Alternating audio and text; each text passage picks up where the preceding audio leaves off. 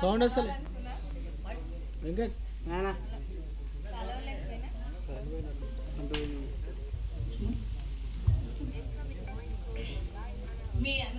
నేను మీ అందరితో నాకు చాలా అంటే నేను టీచింగ్ స్టార్ట్ చేసిందే మీ బ్యాచ్ తోని. మీ అందరు నాతో పెద్ద టాస్కే ఆడుతున్నారు చెప్పాలంటే. ఎందుకంటే నేను నాది 2011లో బిఎడ్ టీచింగ్ ప్రాక్టీస్ కంప్లీట్ అయింది. 11లో కంప్లీట్ కాగానే వాలంటీర్ ఇక్కడ అవసరము అని అంటే సుధాకర్ సార్ని మేడం గారిని కలిశాను నేను. మీరు డైరెక్ట్ ఇంగ్లీష్ మీ బ్యాచ్కి చెప్పమని నాకు 10థ్కే చెప్పండి మేడం అని చెప్పారు. అయ్యో సార్ నాకు ఎక్స్పీరియన్స్ లేదు, నేను ఇంతకుముందు జస్ట్ ఇప్పుడే బిఎడ్ కంప్లీట్ అయింది, మీతోటే నేను టీచింగ్ ప్రాక్టీస్ చేసింది కూడా. అయితే నాతో కాదు సార్ అని చాలాసార్లు సుధాకర్ సార్తో అన్నా. ఏం లేదులే మేడం, ఆ పిల్లలంతా మన పిల్లలు ఎప్పుడు అంటే మీ క్లాస్కి వచ్చి రావాలంటే చాలా భయం వేసేది. అయితే చాలాసార్లు నేను సార్ హెల్ప్ తీసుకున్నాను. ఎందుకంటే సార్ క్లాస్ అయిపోగానే నా క్లాస్ ఉండేది. సార్ వాళ్ళు నేను క్లాస్కి వెళ్ళగానే నన్ను అసలు వాళ్ళకి నేను చెప్తున్నానో వాళ్ళు నాకు చెప్తారో అర్థమవుతలేదు సార్, కొంచెం మీరు ఒకసారి వచ్చి హ్యాండిల్ చేయండి అంటే చాలాసార్లు సార్ హెల్ప్ చేసి మిమ్మల్ని సైలెంట్ చేసిన తర్వాత నేను క్లాస్ చెప్పేదాన్ని. అప్పుడే నేను ఫస్ట్ మీ బ్యాచ్ చెప్పినా కాబట్టి మీకు గుర్తు లేదు, అందుకే మీరు నాకు ఎవరు కాల్ చేయలేదు.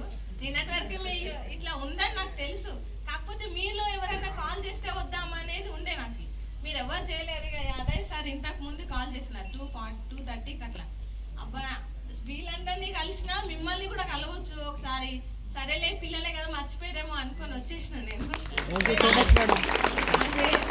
మీరు మర్చిపోయారని బాధ నాలో ఉండిపోయింది అనమాట. ఇక నా నంబర్ లేదని ఎవరు అనొద్దు సార్, మీ అందరి దగ్గర కూడా ఉంటారు. ఇప్పటికీ నేను అందరితో పావని కూడా తెలుసు నేను. అయితే మీ అందరితో నేను అనుకున్నాను అనమాట, వాళ్ళ ఫస్ట్ బ్యాచ్ కదా, నన్ను అంత గుర్తుపెట్టుకోలేకపోయిరేమో, అందుకే నా దాకా చెప్పలేరని కొంచెం బాధ అనిపించింది. అందుకే ఫస్ట్ మాట్లాడమంటే నాకు మాటలు రాలేకపోసేపు, అంటే మీ అందరిని చూసిన ఆనందంలో వీళ్ళందరినీ కలిసిన దాంట్లో నాకు మాటలు రాలే, అందుకే నేను కొద్దిసేపు ఆగి మాట్లాడతానా అని చెప్పి. అట్లే లేదు నాన్న, సారీ మీ నుంచి సారీ ఎక్స్పెక్ట్ చేయట్లేదు, మీరు బాగుంటే చాలు. నేను నిజంగా చెప్పాలంటే గవర్నమెంట్ హై స్కూల్లో నేర్చుకునేది, అక్కడ జరిగినవి, అక్కడ టీచర్స్ కానీ పిల్లలు కానీ ఉన్న విధానం ఎక్కడ ఉండరు. మీ తర్వాత నేను కృష్ణవేణి స్కూల్లో 2017 వరకు చేసిన. లాస్ట్ ఇంకా అప్పటి నుంచి నేను టీచింగ్ మానేసి చాలాసార్లు ట్రై చేసి కూడా ఓడిపోయి ఇంట్లోనే ఉంటున్నా, ప్రస్తుతానికి ఇంట్లోనే ఉంటున్నాను నేను. కానీ నేను మీ క్లాస్ చెప్పాలంటే భయం వేసేదని మీరు ఇప్పుడు సార్ వాళ్ళు చెప్తుంటాడు అనుకున్న, వాళ్ళే భయపడరంటే నేను భయపడ్డా ఏం లేదని. మీతో నాకు చాలా ఏమంటే అఫెక్షన్ ఉంది.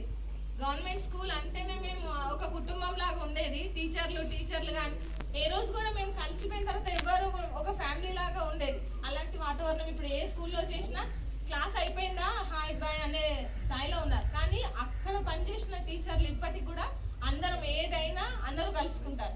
చిన్న ఏ ప్రోగ్రామ్ అయినా అందరిని ఇన్వైట్ చేయడం, సార్ వాళ్ళు మమ్మల్ని ఇన్వైట్ చేయడం జరుగుతుంది. అదంతా మీ అందరి గొప్పతనం, సార్ వాళ్ళందరి గొప్పతనం. ఇట్లా మాట్లాడే అవకాశం ఇచ్చినందుకు మీ అందరికీ హృదయపూర్వక ధన్యవాదాలు.